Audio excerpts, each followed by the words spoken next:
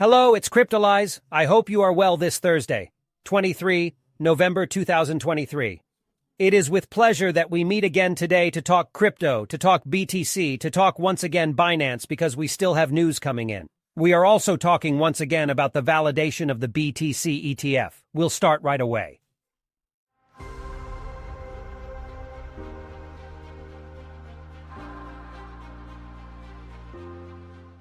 As a reminder, you always have the possibility of having free access to the educational course, which is a 60-hour training worth €400, which allows you to learn blockchain, crypto, investment, analysis technique, trading, everything to become profitable.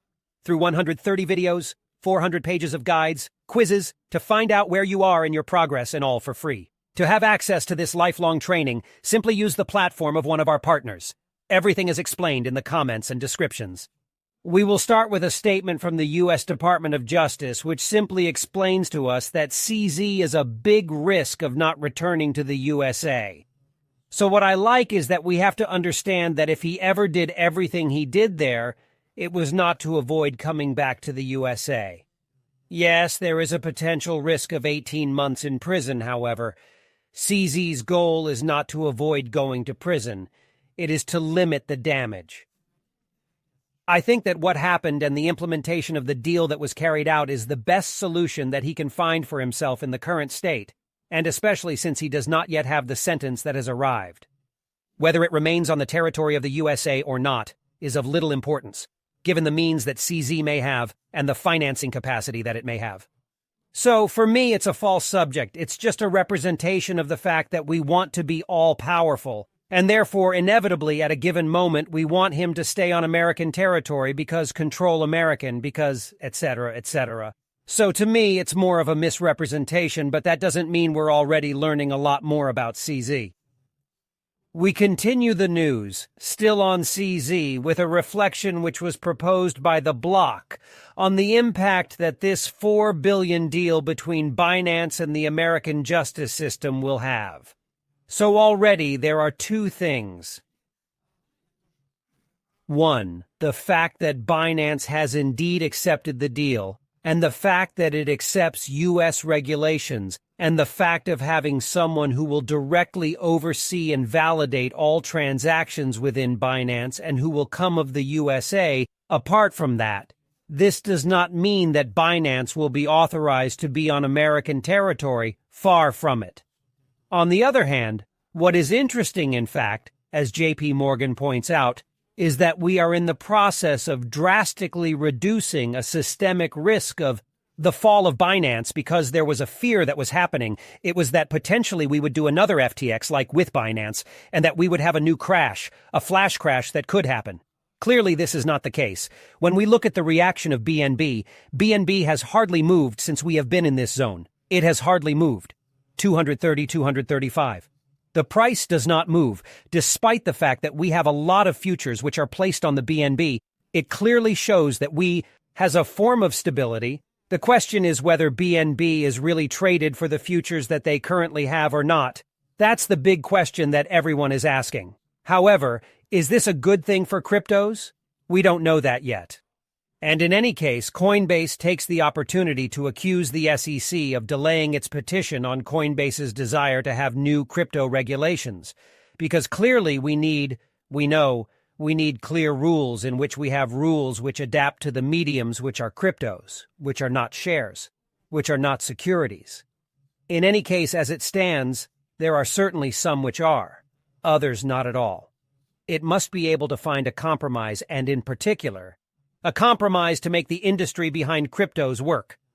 Moreover, speaking of the industry, we have Grayscale, which sets the table again, in which we talk again about the fact that there is still a discussion between Grayscale and the SEC, namely that it is something which dates from November 20th.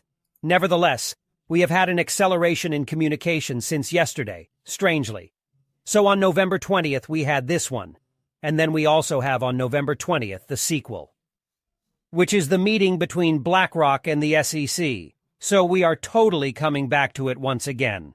And therefore we are still in the increase of the rumor on November 20. What is interesting to see, and I will just leave you with this information, is that when we have news that is more or less harmful for Binance, More than less on that. It is really between two. We still have behind a news which comes out which dates from November 20th. But we have a news which comes out again in GT, both on ETFs and on potential meetings on the possibility of validation of the Bitcoin ETFs of Grayscale and BlackRock, and it comes back to the table. We will look at the impact that this had on BTC, but it will be interesting once again to come back to all of this. So just on the macro, because we didn't talk about it yesterday, we quickly had a drop on Tuesday, which was rather consistent with what was happening in the different figures that came out, and we completely caught up all this the next day with a close above the candle, and we are trying to close above this level. Very interesting when you look at weekly. And JEET. We can clearly see that we have a big week. And if we ever close above this wick, we will have something which will be much more bullish than previously, with a total facelift still of 4 weeks on the bearish breakout in 3 times that we had. And therefore behind, we could mark a restart here also with a new top, which is pushed once again by the Nasdaq. We can see it clearly. In monthly, we are in the process of closing above this level. There we are far from the fence monthly and GT. But we are still getting closer, so we keep it in mind, especially since we have oil, which is still in the process of stabilizing, and a dollar index also at key levels. So for me, we are on a macro, which is in the process of consolidate, and who are preparing for this end of the year. We simply do not forget that it is Thanksgiving, which arrives today and tomorrow, and generally it is family moments in the USA, and it is moments of meetings, and which are important, for example, at the level of cryptos that we monitor a lot, because in the run-up to Thanksgiving, we systematically have a valuation of cryptos and BTC, because people communicate with each other about what happened this year. It's clear that last year that wasn't the case. We didn't have any valuation, but that prevents us from having a very good year. And therefore, obviously, people are going to discuss that, especially since that was the subject. Certainly, on Thanksgiving, last with the breakup of FTX. So there we still have some great discussions and potentially an increase in newcomers to follow. In any case, what is happening? What is certain is that on the CME, we can clearly see that the week in relation from yesterday's candle, we can clearly see that we are re-accelerating upwards, so the form of uncertainty is disappearing. Well, we can't hide the fact that we are really in a pocket handkerchief. Currently, it's our movements that are quite tiny, and if we look at the CME versus the total index, we see that we actually have a double pattern. Here we have something that is a little more bullish. Here we have something that is a little more bearish with a real hint of uncertainty. So we have generally swallowed this candle here. Once again, I think you recognize this type of candle, so we are always very careful. Especially since we have here an RSI which has once again returned to overbought and which is consolidating above, although we could stay there for a while. We can clearly see, we are going to zoom in a little more, that we have a very nice upward acceleration where we possibly had a bearish retest to create continuity. We see that we made the break, and during the rupture we completely swallowed the entire movement to seek the liquidity of this movement. So very interesting is that there, we have a signal which is being made because we have preserved the liquidity of this low. We have taken the liquidity of this top, so that implies, and GDT, that there we could have a fairly strong bullish break. We went to retest the 38,000. The wall clearly of liquidity. It is still there. We see it clearly present in the 38,000. It has hardly been touched. And if he touched a little bit, but we actually had almost nothing in terms of movement compared to that. We didn't have a short squeeze. And so that means that we didn't have the I intend to break it in any case, this quickly or in this way. So I would rather try a form of retest because we still have a level which is relatively solid. Here we see we have a very large retest level which could be positioned here, and this retest level will be relatively important because we are potentially in a bullish reacceleration here. And so if we ever do a very good retest there, we could have here liquidity gain, accumulation, and bullish acceleration to go and retest the 38,000 in GT.